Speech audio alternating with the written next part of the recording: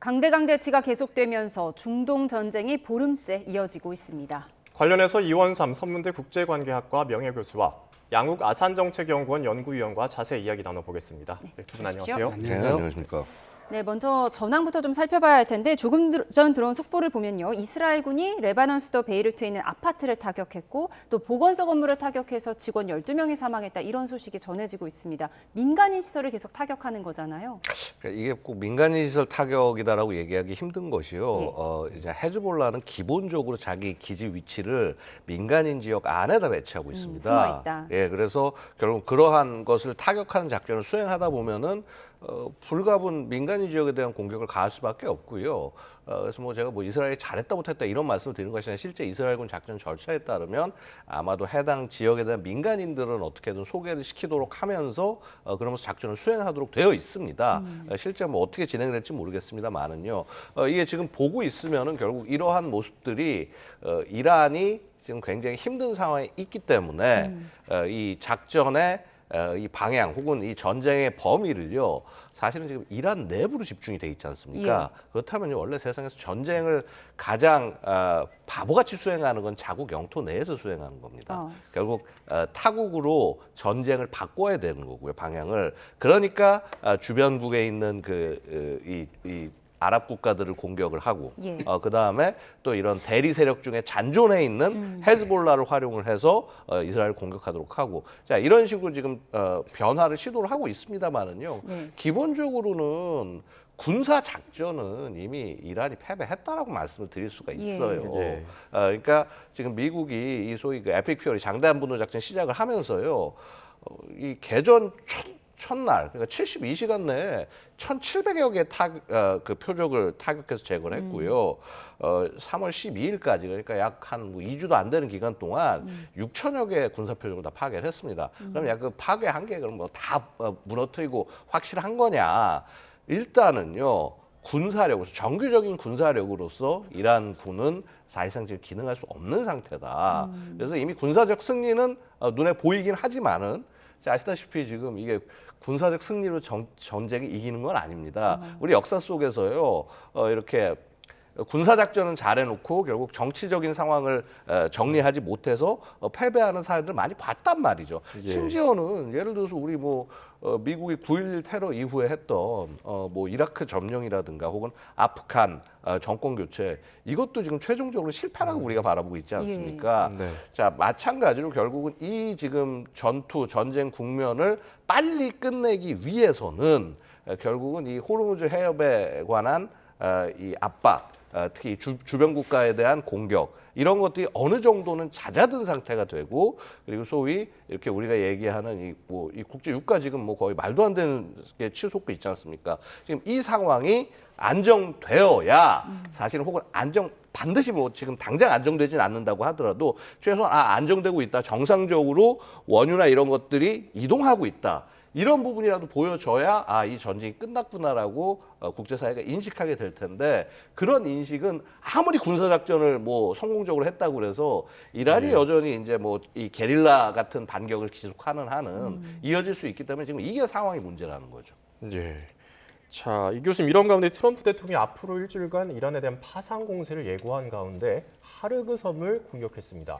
이 하르그 섬은 어떤 곳이고 이곳을 왜 표적으로 삼았는지도 좀 분석해 주실까요? 이 하르그 섬은 이란의 원유 수출의 약 90%가 여기를 통해서 옵니다. 왜냐하면 그 이란은 그 지형상 그 수심이 얕습니다. 그래서 그 큰 배들이 이란 그 본토에 접안을 할 수가 없어요. 그래서 이 섬이 그 본토에서 약 한 25km 정도 떨어져 있는 건데 그러니까 여기다 대게끔 되어져 있거든요. 그러니까 여기를 막아놓으면 그 이란의 원유 수출을 할 수가 없습니다. 그러니까 이란의 마지막 남아 있는 그 경제적인 생명줄인데 근데 그러다 보니까 여기는 역대 미국 행정부에서도 레드라인으로 설정되어져 있어요. 여기는 절대로 전쟁을 해도 건드리지 않는다는 그 일종의 그 저희가 있었거든요. 왜냐하면 여기를 건드려 놓으면 이제 유가가 폭등하기 때문에 이건 뭐 전 세계가 감당하기가 좀 힘듭니다. 그러다 보니까 여기는 안 했었는데 이번에 이제 미국의 그 트럼프 대통령이 이제 여기를 이제 공격을 했는데 공격을 하면서도 그러니까 우리는 정유 시설은 안 했고 예. 군사 시설만 예. 했다 하면서 레드라인 넘은 건 아니다는 식으로 얘기를 했는데 이란이 과연 그렇게 받아들이느냐가 문제입니다. 그러다 보니까 지금 걸프 쪽은 그 공포의 확산이 좀 굉장히 심각합니다. 예, 말씀하신 것처럼 석유의 심장인 하르그 섬을 공습을 하면서도 석유 시설은 공습하지 않으면서 트럼프 대통령이 내가 품위를 생각해서 석유 시설은 건드리지 않았다 이렇게 얘기를 했습니다. 그 속내가 국제 유가를 걱정했을까요? 아니면 베네수엘라 사례처럼 나중에 이 석유 통제권 내가 가져오겠다 이런 욕심일까요? 뭐 양쪽 다 저는 기본적으로는 깔려 있다고 봅니다. 근데 한 가지 우리가 중요하게 바라봐야 될 건 이거죠. 그러니까 우리 교수님께서 이걸 레드라인이라고 표현을 하지 않았습니까? 그럴 수밖에 없는 것이요. 이란이 우리가 얘기하는 것이 결국 뭐 신정 체제와 그 IRCG 그러니까 IRGC 그러니까 그 저 공화국 그 혁명 수비대, 이슬람 혁명 수비대. 자, 여기가 핵심이라고 얘기를 하는데 그 위에 숨겨진 고리가 하나 더 있다고 한다면은 결국은 이란 내에 그 이런 경제 주체들이 되는 거죠. 결국 권력이라는 것이 결국 돈 없이는 완성될 수가 없는 거니까요.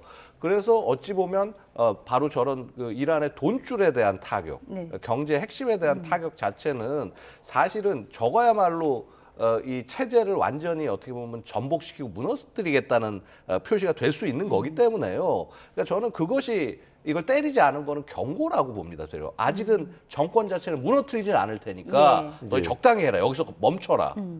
만약에 멈추지 않을 경우는 그 최악의 상황을 가더라도 너희 완전히 그 체제 자체를 무너뜨릴 수 있는 방향으로 가겠다.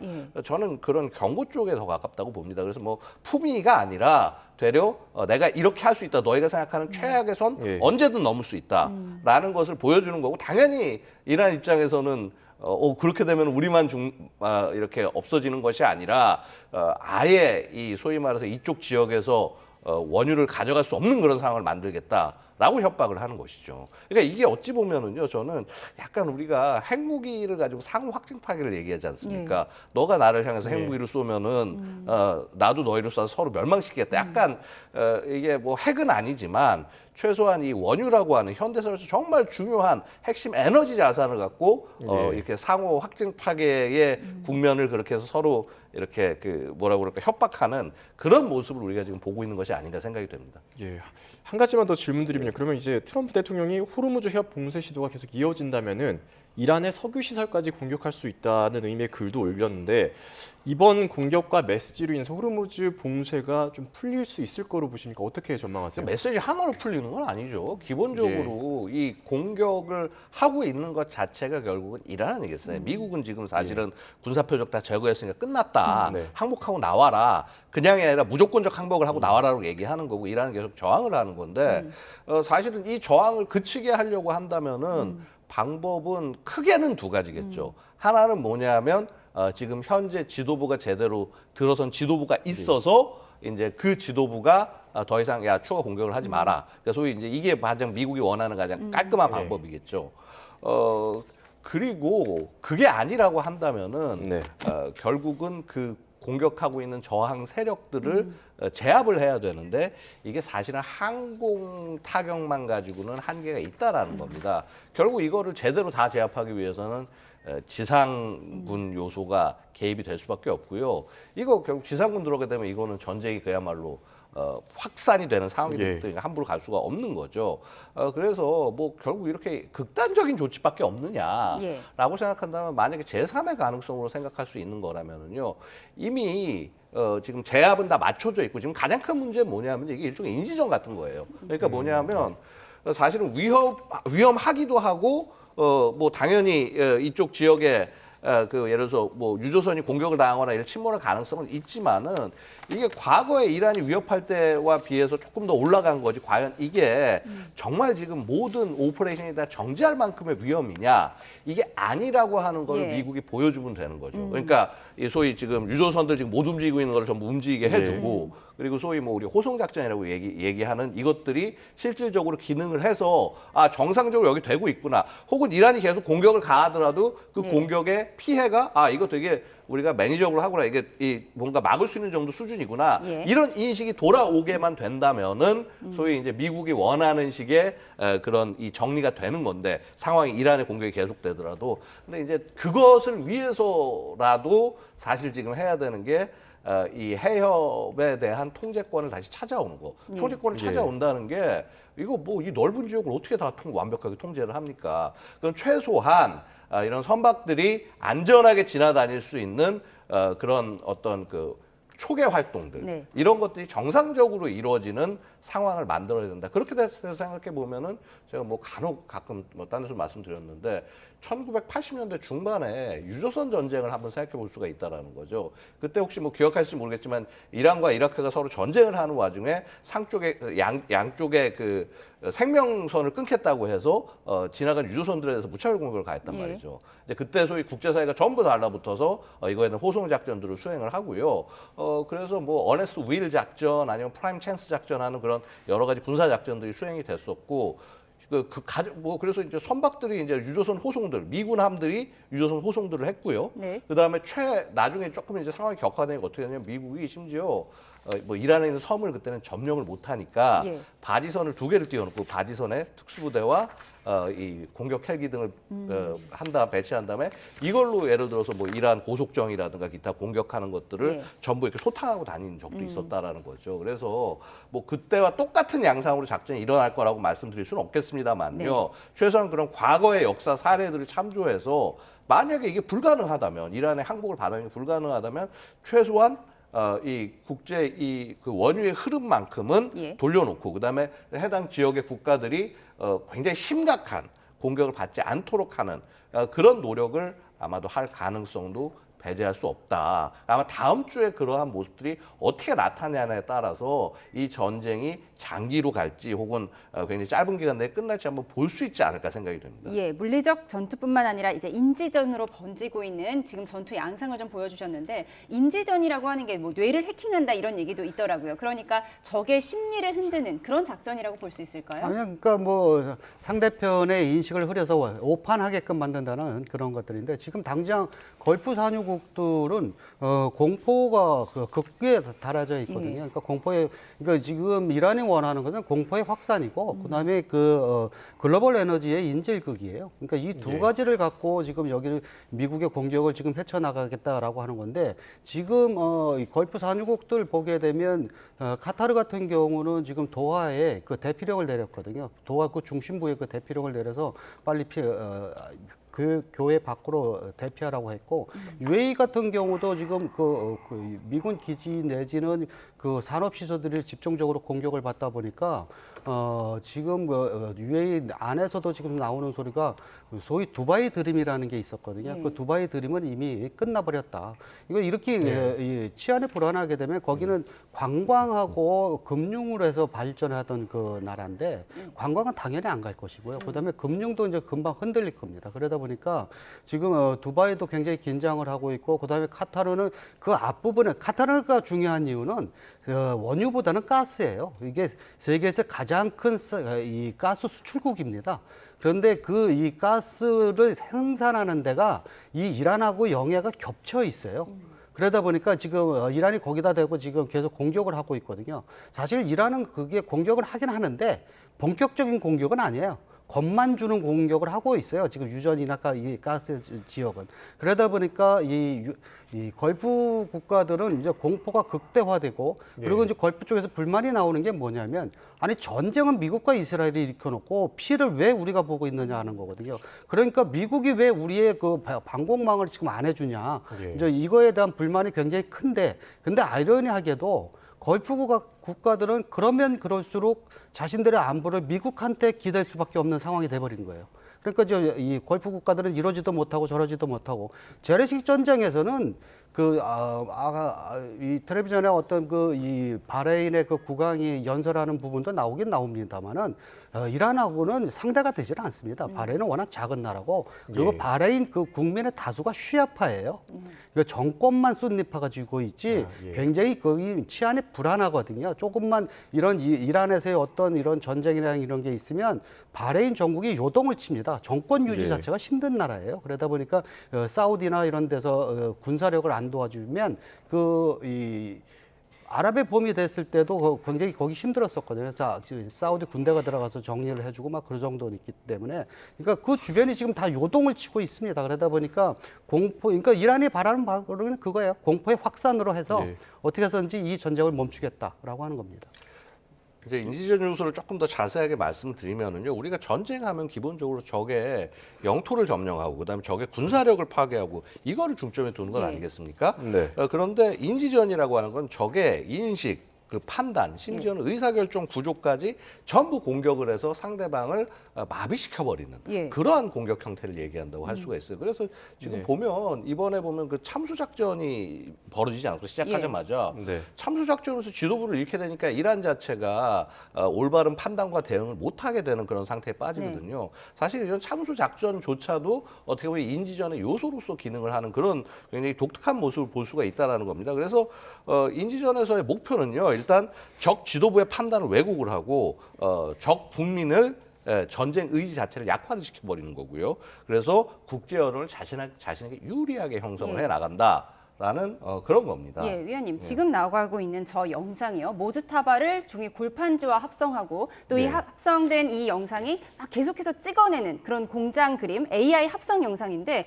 이런 영상을 백악관 고위 인사가 직접 SNS 계정에 올려서 공유를 하고 있더라고요. 예. 이런 부분도 뭐 인지전의 한 양상으로 볼 수 있을까요? 물론이죠. 그러니까 저런 어떤 지도자에 대해서 결국 저 굉장히 이제 조롱하는 그렇죠. 내용이 되는 것이거든요.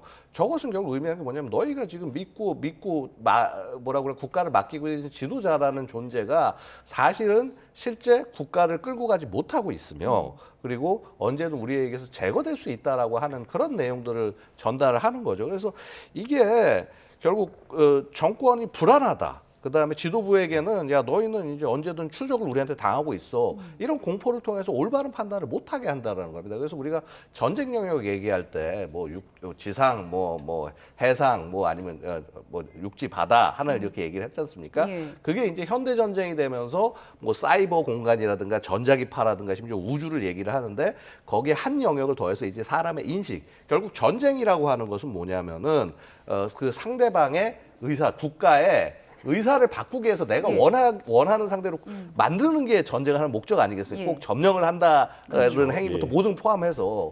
근데 그거 자체는 결국 인식이 바뀌어야 바뀌는 거다. 예. 그래서 이런 인식에 대한 공격들이 가해지고 있고요.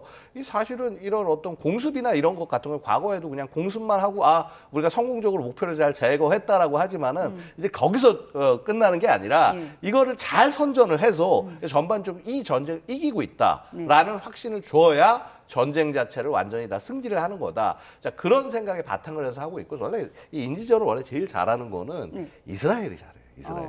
이스라엘. 네, 그래서 사실 우리 인지전 시작을 거의 이스라엘로 보는 그런 경우도 있었는데 네. 보고 있으면 이렇게 뭐 어찌 보면 상대들이 뭐 이렇게 뭐 하마스나 헤즈볼라나 되게 좀 어찌 보면은 주요한 국가라고 볼 수 없는 상대들 상대로 전쟁을 하고 그다음에 이스라엘 전쟁 수행 방식이 어떻게 보면 굉장히 좀 과감하다고 한테 어떨 땐 좀 잔혹하다 싶은 측면도 있지 않습니까? 예. 그럼에도 불구하고 이런 인지적 요소를 활용을 해서 SNS 같은 거에 자신 군사 활동을 공개를 하고 그다음에 우리가 이런 정당성을 가지고 있어. 이런 것들을 자꾸 보여줌으로써 국제사회로부터 지지를 어떤 형식으로든 얻어내려고 하는 게 그런 모습이라고 볼 수 있고 이것들이 이제 사실은 지금 대부분 국가, 특히 민주국가 같은 경우는 국민의 지지가 없이는 내부의 지지 없이는요 전쟁을 끌고 가는 게 한계가 있기 때문에 이런 인지적 요소가 꼭 적국, 국제사회뿐만 아니라 자국 국민들에게도 굉장히 중요하다는 거예요. 그래서 이제 그런 것들이 지금 현대 전쟁에서 나타나고 있고 그런 모습들을 지금 우리가 보고 있다라고 말씀드릴 수 있겠습니다. 예, 두 분께서 인지전 얘기 잘 설명해 주셨고 조금 전에 실크 그래픽으로도 나갔지만 교수님 우크라이나 전쟁 얘기도 안 할 수가 없는데요. 우크라이나 전쟁에서 이 우크라이나와 러시아 모두 인지전을 잘 활용했다라고 봐야 될까요? 적극적으로 표징으로 나오는데 그 사례도 좀 짚어주시겠습니까? 우크라이나 같은 경우는 대통령이 그냥 휴대폰을 들고 다니면서 자기가 실시간 방송하고 그랬었거든요. 그런 것들이 다 인지전의 한 요소이기는 합니다. 그러니까 네. 이건 뭐 현대전에서는 지금 양 박사님 말씀하신 대로 꼭 미사일만 쏘는 것이 아니라 상대 심리를 흔들어 놓는 것이 굉장히 중요한데 지금 트럼프로서는 급한 것이 뭐냐면 이렇게까지 폭격을 하면 내부 체제가 무너질 줄 알았거든요. 예. 그러니까 그게 안 되니까 지금 이 인지전을 최대한 동원해서 내부를 지금 흔들기 위한 겁니다. 그리고 거기에 그런 요소들이 꽤 많다는 것은 이미 아는 것이 1, 2월 달에 이미 민심이 막 떠나서 대규모 시위가 일어나고 그걸 또 잔인하게 진압하고 이 과정이 있었기 때문에 그런 것들을 조금만 거기다가 집어넣게 되면 금방 무너지게 되거든요. 그러니까 사실 이게 작년까지만 해도 이란에서 이런 소요 사태가 일어나면 하메네이에게 죽음을 이런 구조는 없었어요. 그러던 예. 것이 지금 최근에 들어와서는 하메네이에게 죽음이 이런 것들이 있는데 이거 다 이스라엘 작업입니다. 그러면서 이제 그 안에서도 이제 받아들이기 시작하는 것이 사실은 이란이 체제가 전복되는 게 제일 무서운 게 뭐냐면 미국의 힘에 의해서는 절대로 안 무너질 겁니다. 근데 내부 요소가 지금 심각해서 아마 그것 때문에 무너질 확률이 굉장히 큽니다. 그러니까 네. 그게 꼭 어떤 게 100%는 아니고 이제 서로 이제 이것이 이제 쌍방 관계를 해서 두 개가 같이 효과를 나타낼 텐데 지금 이란이 제일 두려워하는 것도 그러니까 지금의 이 하르그 섬을 공격할 때 막 주변을 겁주고 막 이러면서도 동시에 마지막에 나오는 게 뭐였냐면 내부 단속으로서 이 반전을 얘기하면 곧 반역자다라고 해서 지금 그걸 다스려 나가고 있거든요. 그러니까 이런 모든 것들이 지금 총동원되고 있는 상황입니다. 예, 두 분 다 이스라엘이 이제 인지전 가장 잘 이용한다라고 말씀을 해주셨는데 그런데 이란 측도 지금 공식 계정 X를 통해서 선전에 나선 모양이에요. 근데 SNS X는 다들 아시다시피 일론 머스크가 사실상 소유한 회사잖아요. 좀 모순이라는 생각도 들더라고요. 뭐 활용을 하고 올리고 있죠. 그래서 다양한 사진들이나 이미지 같은 걸 올리는데요. 보고 있으면 뭔가 어설픕니다. 혹시 뭐 사진을 예. 보셨나 모르겠는데 이전에 이제 예를 들어서 작년에 12일 전쟁 당시에 네, 그래서 저게 이제 그때 유료 계정으로 예, 예. 표시가 돼서 좀 논란이 됐다가 잠시 후 또 유료 예. 계정인 건 빠졌어요. 예, 그렇습니다. 결국은 이제 뭐 돈을 벌고 있다라는 것 자체가 이제 미국 입장에서는 또 어떻게 보면 되게 아이러니한 모습이겠죠. 자, 그런데 자, 기본적으로 저러한 채널들은 저게 채널이니까 무조건 없애야 되는 것 아니겠느냐라고 볼 여지도 분명히 있습니다만은요.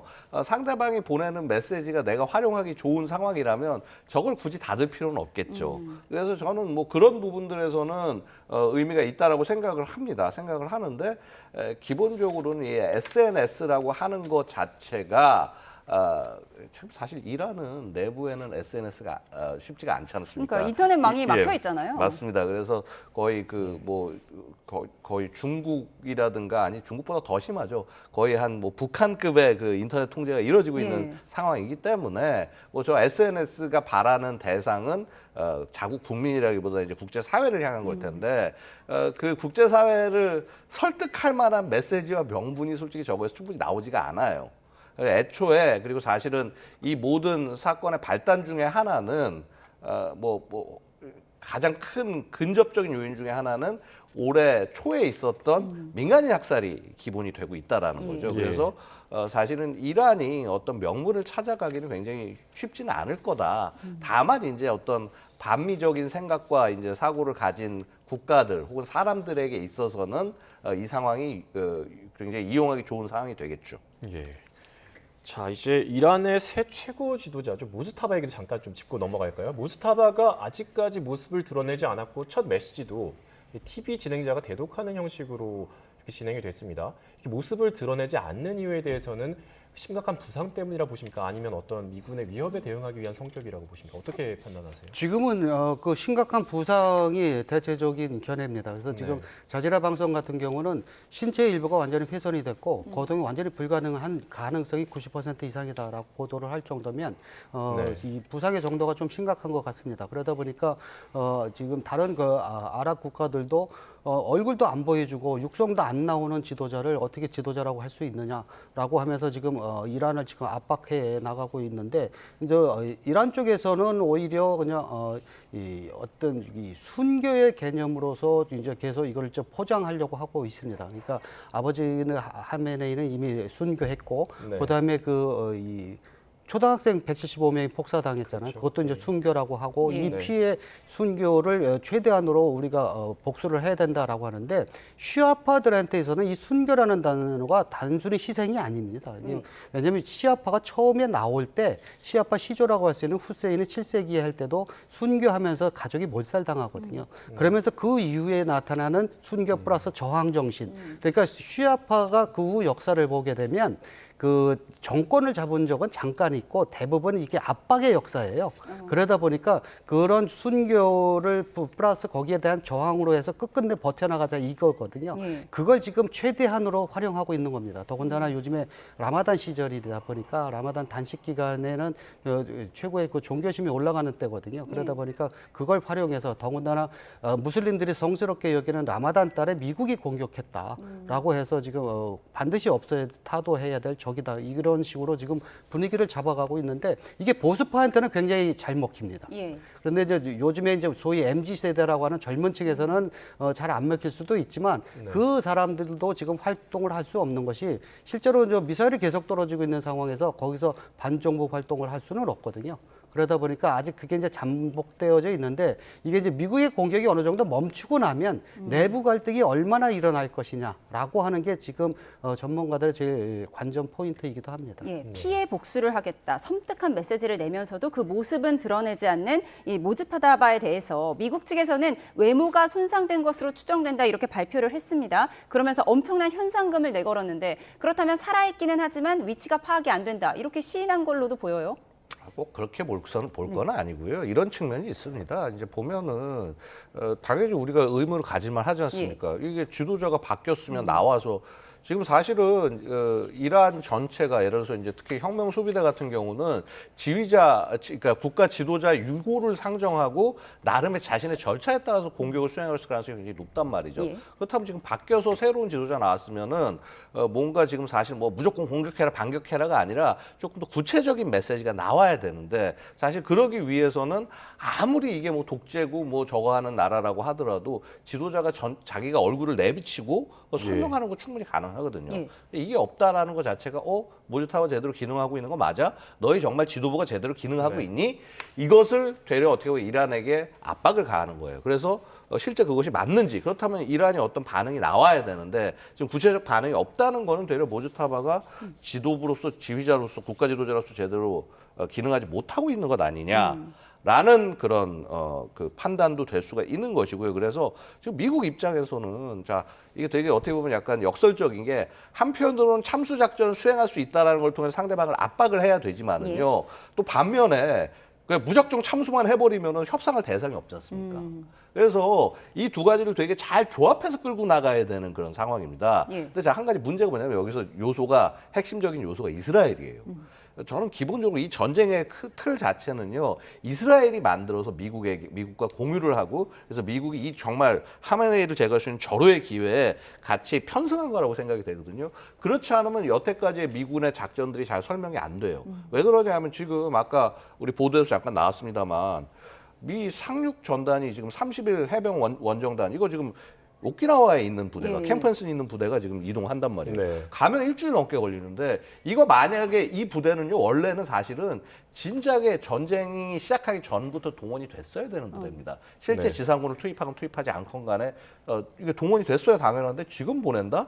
야 이거 상당히 미국이 뭔가 일정을 되게 빨리 갔구나. 그러니까 애초에 이 계획보다. 작전을 위해서 전쟁을 준비는 꾸준히 해왔겠지만은 이런 요소들까지 다 들어오고 그 다음에 중간에 보면은 그것도 지난주 중반에 나왔죠. 갑자기 82 공정사단이 무슨 뭐 훈련 중지하고 준비하고 있다. 아니 이거는 전쟁 전부터 준비가 돼 있어야 되는 건데 그 보도가 왜 그때 나가냐는 거죠. 그래서 전반적으로 이제 그런 이스라엘이 만들어 놓은 커다란 작전 그림에 타면서 들어온 건데 지금 참수 작전은 이스라엘이 지금 거의 독단적으로 수행을 해왔단 말이죠. 그러니까 트럼프도 자꾸 얘기하다가 우리 지금 다음 지도자는 이런 사람을 생각하는 사람이 있어라고 얘기한 다음에 하루도 안 돼가지고 그래서 근데 죽었네. 그럼 다른 사람하고 얘기하지. 이게 완전히 지금 서로 이렇게 어떻게 보면 빗나가는 모습들 나오는 게 이란의 작전 목표와 미국의 작전 목표가 서로 틀린 거예요. 이란은 완전히 이번 기회에 그러니까 이스라엘의 작전 목표와 그 미국의 작전 목표가 틀린 게 이스라엘은 이란이 완전히 이번 기회에 체제 무너뜨리겠다라는 거고 미국은 야 체제 무너뜨리는 것까지는 목표가 될 수는 있지만 우리는 이거 빨리 끝내는 게 중요하기 때문에 압박을 통해서 끝낸다. 지금 이런 것들이 서로 부딪히면서 약간의 불협화음이 난 것 같은데 이거 그래도 정리는 된 것 같아요. 그래서 이스라엘 쪽에서 보면은 그 네타냐후가 더 이상 이제 뭐 그런 참수 얘기 같은 것들을 살짝 이제 조금 덜 강조하면서 내부 봉기가 그렇죠. 지도부를 무너뜨릴 기회를 줘야 그렇죠, 된다 이런 그렇죠. 얘기를 했죠. 그렇죠. 결국 그거 자체가 결국 뭐냐면 미국이 야, 더 너희 혼자 질주하지 마라고 제한을 건 거에 대해서 이스라엘도 약간 따라가는 모습이 아니냐. 뭐 이렇게 볼 여지도 있는 것 같습니다. 네, 좀 짧게 한 가지만 더 여쭤보겠습니다. 그렇다면 이번 전쟁 어떻게 마무리될까요? 이란은 이제 선결 조건을 좀 걸었는데 배상 같은 것들을 걸었어요. 어떻게 마무리될 걸 보시는 전망 짧게 한 말씀 부탁드리겠습니다.